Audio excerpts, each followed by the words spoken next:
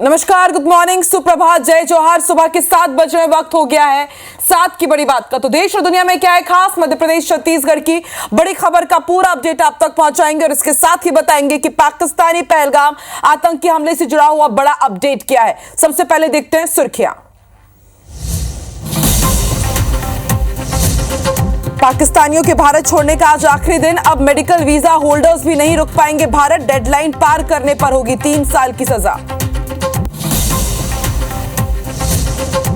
पहलगाम आतंकी हमले का एक और वीडियो आया सामने। वीडियो में नजर आया संदिग्ध जिप लाइन ऑपरेटर से। एनआईए अब करेगी पूछताछ। आज राजस्थान दौरे पर रहेंगे सीएम विष्णुदेव साय। मेहंदीपुर बालाजी मंदिर में करेंगे पूजा अर्चना। राजस्थान के सीएम से भी होगी मुलाकात। बीजापुर के करेगुट्टा पहाड़ी में हुई मुठभेड़ में 3 महिला नक्सली ढेर। तीनों पर थे 8-8 लाख रुपए का इनाम। 24 इनामी नक्सलियों ने किया सरेंडर।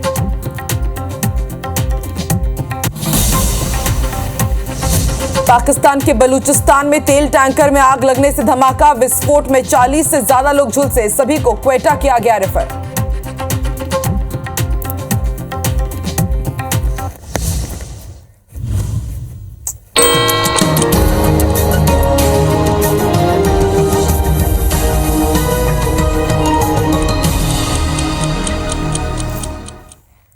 और आइए हेडलाइंस के बाद अब नजर डालते हैं सुबह 7 बजे की 7 दूसरी बड़ी खबरों पर।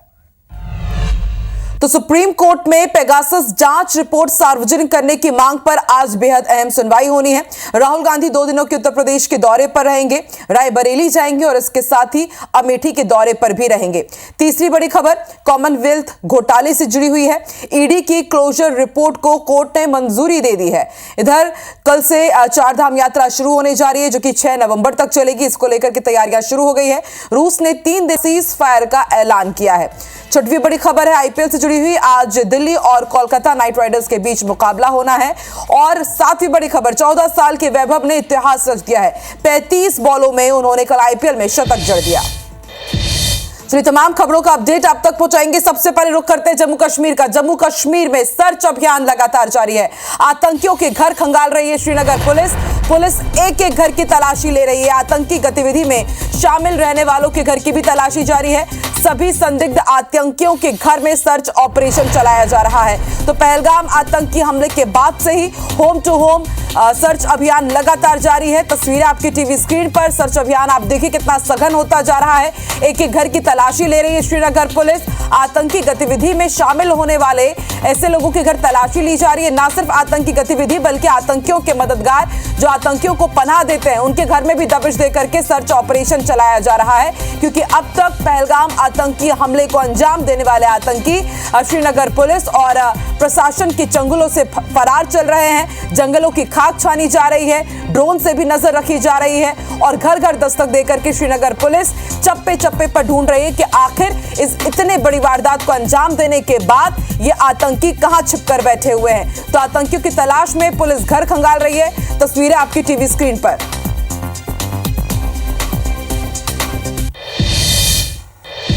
और देखिए पाकिस्तान अपनी हरकतों से बाज नहीं आ रहा है। पाकिस्तान ने एक बार फिर से सीज फायर का उल्लंघन किया है। एलओसी पर पाकिस्तान की ओर से गोलीबारी फिर से की गई है और इसका मुंहतोड़ जवाब दिया है हमारे जवानों ने, भारतीय सेना के जवानों ने। 5 दिन गुजर चुके हैं, लगातार सीज फायर का उल्लंघन हो रहा है पाकिस्तान की तरफ से। रोजाना गोलीबारी होती है। पाकिस्तान की गोलीबारी का जवाब हमारे भारतीय सेना के जवान दे रहे। तो तस्वीरें आप देखिए, भारतीय सेना ने एक बार फिर से दांत खट्टे कर दिए पाकिस्तानी सैनिकों के। हर रोज ये लोग सीज फायर का उल्लंघन कर रहे हैं। पहलगाम आतंकी हमले को अंजाम देने के पहले भी इन्होंने इसी तरह सीज फायर का उल्लंघन किया था और आज फिर सीज फायर तोड़ा है। एलओसी पर पाकिस्तान की तरफ से भारतीय चेकपोस्ट पर ताबड़तोड़ फायरिंग की गई और फिर भारतीय सेना ने इसका मुंहतोड़ जवाब दिया है जवाबी कार्रवाई में।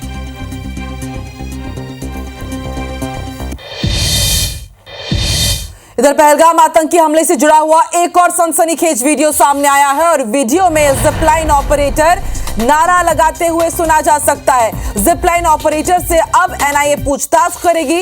वीडियो बनाने वाले ऋषि भट्ट ने दावा किया था कि गोलियों की आवाज सुनने के बाद ऑपरेटर ने नारे लगाए थे। ऑपरेटर ने कथित तौर पर इस्लामिक नारे लगाए। ऋषि भट्ट ने खुलासा किया। ये वीडियो तेजी से वायरल हो रहा है, आप देख सकते हैं। हमने बाकायदा यहां पर हाईलाइट किया हुआ था। ये जिपलाइन जर्नी जैसे ही शुरू होती है उससे पहले जो ऑपरेटर था इस जिपलाइन का, उसने इस्लामिक नारे लगाए। ये खुलासा किया है जिपलाइन करने वाले युवक ने, जिसका नाम ऋषि भट्ट बताया जा रहा है। और उसके बाद आप जरा देखिए, हमने बाकायदा यहां पर हाईलाइट किया है कि एक एक करके जब वो आगे बढ़ रहे होते हैं धीरे धीरे, तब यहां पर फायरिंग होती है और जो पर्यटक होते हैं आप देखिए किस तरह से उनको गोली लगने के बाद वो एक एक करके गिर रहे होते हैं। और देखिए आपने इस वीडियो में किस तरह से शुरुआत जब हो रही होती है जिपलाइन की, तो जैसे ही युवक जिपलाइन जर्नी के लिए आगे निकलते हैं वहां से कुछ कमेंट किया जाता है, नारेबाजी वहां पर की जाती है, नारे लगाए जाते हैं, बताया जा रहा है कि और देखिए किस तरह से एक शख्स दौड़ रहा होता है। उनके वो जिपलाइन वीडियो में ये पूरा जो मंजर है वो कैद हुआ और उसके बाद एक युवक को गोली लगती है और वो उधर ही जमीन पर गिर जाते हैं। तो ये तस्वीरें विचलित करने वाली, पहलगाम आतंकी हमले के एक के बाद एक कई वीडियो सामने आ रहे हैं। ये तस्वीरें बेहद सनसनीखेज। अल्लाहु अकबर, अल्लाहु अकबर। तो आपने देखा जैसे ही ये जिपलाइन शुरू होती है उसके पहले वो शख्स अल्लाहु अकबर कहता है और उसके बाद वहां पर फायरिंग की भी शुरुआत होती है। हालांकि इस युवक को बिल्कुल नहीं पता होता है, इन पर्यटक ने बिल्कुल अंदाजा नहीं लगाया होता है कि आखिर ये हो क्या रहा है। उसके बाद लगातार फायरिंग की आवाज सुनी जा सकती है और एक शख्स भी आप देखिए जमीन पर गोली लगने के बाद गिरता हुआ नजर आ रहा है। ये तब वो तमाम पर्यटक हैं जो इस आतंकी हमले के गवाह बने हैं। हमले से जुड़ा हुआ एक और वीडियो सामने आया है। वीडियो में जिपलाइन ऑपरेटर नारा लगाते हुए भी सुने जा सकते हैं। अब जिपलाइन ऑपरेटर से एनआईए पूछताछ करेगी। एक बार जरा फिर से ये पूरा वीडियो देखिए और ध्यान से सुनिएगा।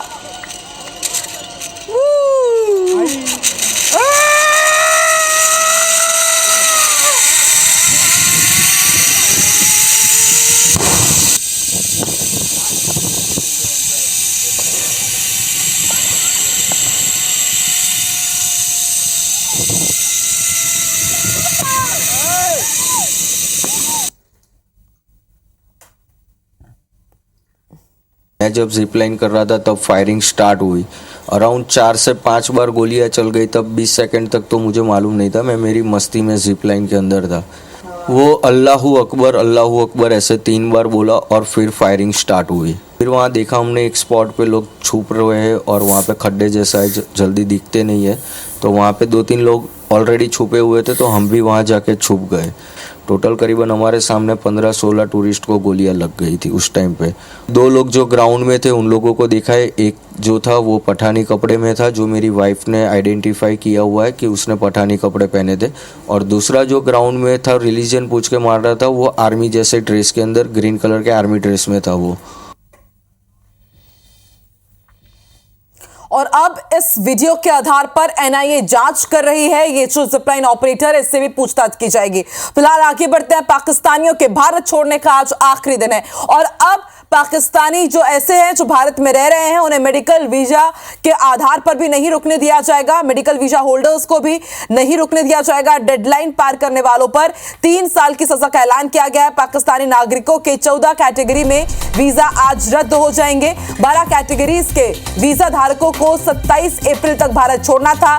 60 वीजा धारकों को 26 अप्रैल तक भारत छोड़ने के लिए कहा गया था और उसके बाद यह भी साफ कर दिया गया था कि 3 साल की सजा और 3 लाख रुपए तक का जुर्माना इन्हें भरना पड़ सकता है। मेडिकल वीजा वालों को 29 अप्रैल तक भारत छोड़ने के लिए कहा गया था। आज रात 12 बजे तक ऐसे पाकिस्तानी जो भारत में रह रहे हैं मेडिकल वीजा के आधार पर अपना इलाज कराने के लिए वो यहां पर पहुंचे हुए थे, उन्हें थोड़ी राहत दी गई थी। लेकिन आज रात 12 बजे के पहले इन्हें भी भारत छोड़कर जाना होगा और उसके बाद फिर बैक टू बैक ताबड़तोड़ एक्शन होगा।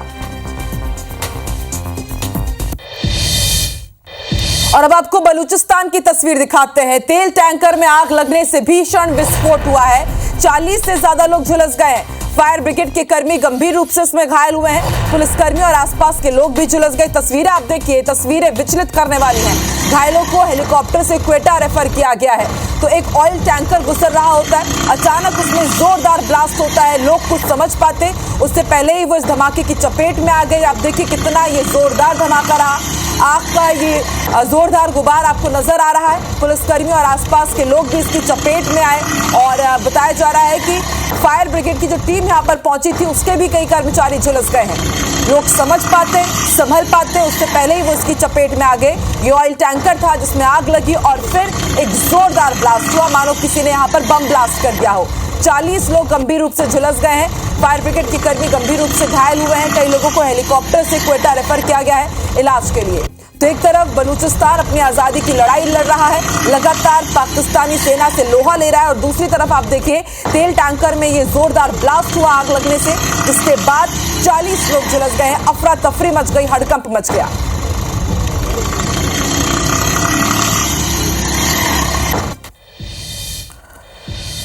आगे बढ़ते हैं। मुंबई के शोरूम में आग लगने की खबर मिल रही है। इलेक्ट्रॉनिक सामान के शोरूम में भीषण आग लग गई।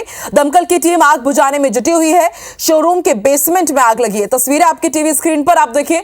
मुंबई के एक शोरूम में आग लग गई। इलेक्ट्रॉनिक सामान का ये शोरूम बताया जा रहा है और कड़ी मशक्कत के बाद फायर ब्रिगेड की टीम यहां पर पहुंची। हाइड्रोलिक मशीन के जरिए इस आग पर काबू पाया गया। बताया जा रहा है कि शोरूम के बेसमेंट में ये आग लगी थी और देखते ही देखते ये जो आग थी वो ऊपरी माले तक पहुंच गई। तस्वीरें आप देख सकते हैं। मुंबई के शोरूम की तस्वीर आपको दिखा रही है, लाइव तस्वीरें हैं। फायर ब्रिगेड की कई टीम यहां पर पहुंची और जब उन्हें कड़ी मशक्कत करनी पड़ी उसके बाद हाइड्रोलिक मशीन को यहां पहुंचाया गया और फिर आप देखिए धीरे धीरे अब आग पर काबू पाया जा रहा है। आग देर रात इस मुंबई के शोरूम में लगी थी। उस समय इस शोरूम में कोई भी काम करने वाला व्यक्ति नहीं था। गार्ड ने इसकी सूचना दी। उसके बाद दमकल विभाग की टीम यहां पर पहुंची और आग पर काबू पाने का सिलसिला जारी है।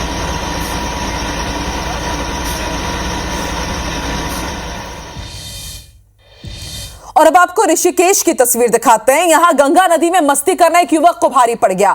हरियाणा के युवकों ने तैरकर गंगा पार करने की शर्त लगाई थी और तैरते हुए युवक नदी में ही डूब गया और दोस्त वीडियो बनाते रह गए। किसी ने मदद नहीं की क्योंकि उन्हें लगा कि वो उसे पार कर लेगा, ये मजाक कर रहा है। लेकिन देखते ही देखते वो युवक जिसने गंगा पार करने की शर्त लगाया था उसने देखिए किस तरह से अपनी जान गंवा दी। हरियाणा के युवकों ने तैरकर गंगा पार करने की अजीबोगरीब शर्त लगाई थी और ये शर्त उसकी जिंदगी पर कितनी भारी पड़ी है ये तस्वीरें साफ बयां कर रही है। तैरते हुए युवक नदी में ही डूब गया और दोस्त वीडियो ही बनाते रह गए। उन्हें लगा कि युवक नदी पार कर रहा है और उसकी किसी ने मदद नहीं की।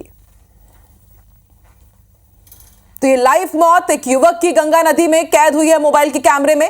युवकों ने गंगा पार करने की ये शर्त लगाई थी।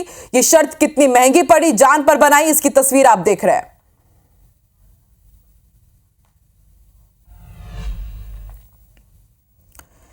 धलोरमी के नगर पालिका के पास स्थित यादव होटल की गुमटी में भीषण आग लग गई, जिससे गुमटी पूरी तरह जलकर खाक हो गई। तस्वीरें आप देख रहे हैं। आग लगने की सूचना पर मौके पर पहुंचे स्थानीय पार्षद और लोगों ने आग पर काबू पाया। वीडियो में आप देख पा रहे हैं कि किस तरह से आग की लपटें उठ रही है। फिर आग लगने का भी फिलहाल स्पष्ट कारण पता नहीं चल पाया।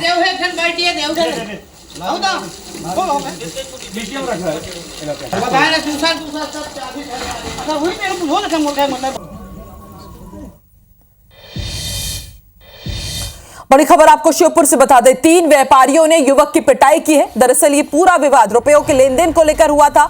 कोतवाली थाना क्षेत्र के गणेश गली की घटना है। तो तस्वीरें आपकी टीवी स्क्रीन पर यहां पर देखिए। मारपीट की तस्वीर सामने आई है। 3 व्यापारियों ने युवक की पिटाई कर दी। बताया जा रहा है कि पूरा मामला जुड़ा हुआ है रुपयों के लेन देन से।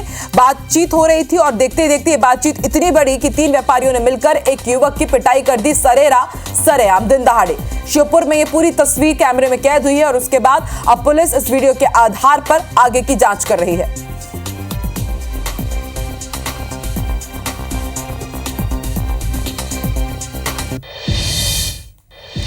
कुंभ मेले में महामंडलेश्वर की प्रतिष्ठित उपाधि प्राप्त करने वाले बाबा अजय रामदास वर्मा अब गंभीर आरोपों के घेरे में आ गए हैं।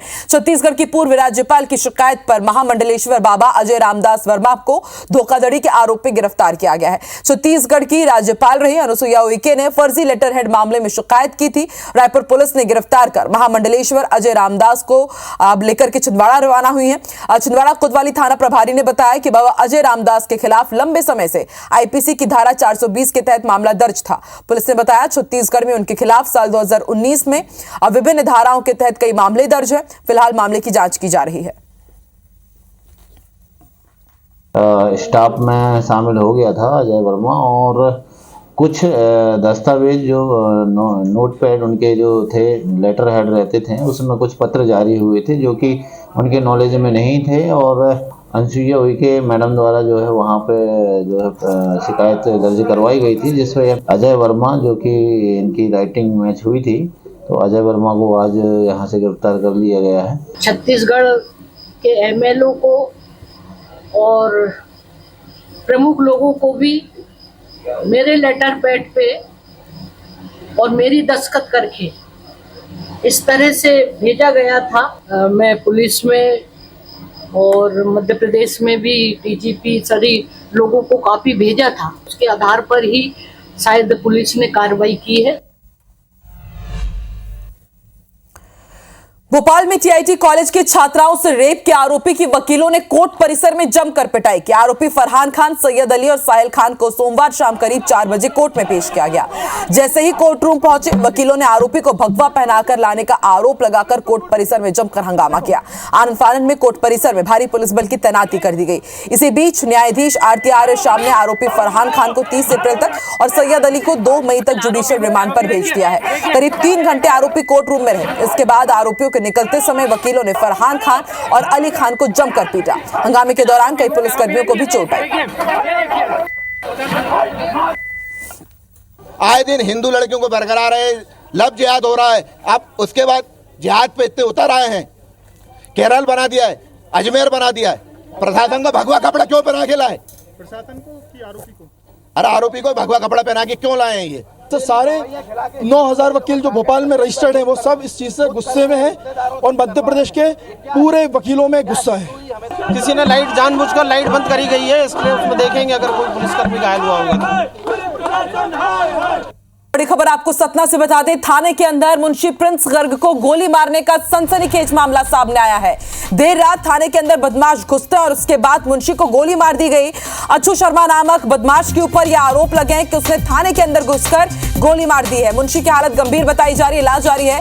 देर रात 1 बजे जैतवाड़ा थाने में घटना हुई है। पुरानी रंजिश में इस वारदात को अंजाम दिया गया, लेकिन बड़ा सवाल आप देखिए किस तरह से बदमाशों का आतंक है कि बदमाशों को पुलिस का बिल्कुल भी खौफ नहीं है। वो थाने के अंदर घुसते हैं और पुलिस के सामने ही मुंशी को गोली मार दी जाती है। देर रात थाने के अंदर बदमाशों ने उत्पात मचाया और गोली मारकर आप देखिए मुंशी को गंभीर रूप से घायल कर दिया है। इलाज उसका जारी है। देर रात 1 बजे जैतवाड़ा थाने में इस वारदात को अंजाम दिया गया है। पुरानी रंजिश के चलते इस वारदात को अंजाम दिया गया। 14 साल के वैभव सूर्यवंशी ने आईपीएल में इतिहास रच दिया है। उन्होंने ऐतिहासिक पारी खेली है। गुजरात टाइटंस के खिलाफ शतक लगाकर पूरी दुनिया का ध्यान अपनी ओर खींचा। कल वैभव ने गुजरात टाइटंस के खिलाफ सिर्फ 35 गेंदों में शतक जड़ दिया। वो सिर्फ 14 साल के हैं और देखिए बेहद बड़ा कारनामा उन्होंने कर दिखाया। इसी के साथ वो T20 क्रिकेट के इतिहास में शतक लगाने वाले सबसे युवा बल्लेबाज भी बन गए। सिर्फ इतना ही नहीं, वो क्रिकेट के इतिहास में किसी भी फॉर्मेट में शतक लगाने वाले भी सबसे युवा खिलाड़ी हैं। उन्होंने ऐतिहासिक पारी 14 साल 32 दिन की उम्र में खेली है। उनके शतक से राजस्थान रॉयल्स की शानदार जीत भी हुई। इस जीत और वैभव के ऐतिहासिक पारी के बाद उनके शहर समस्तीपुर की तस्वीरें आप देखिए। यहां पर समस्तीपुर में कल दिवाली मनाई गई, खुशियां देखने को मिली।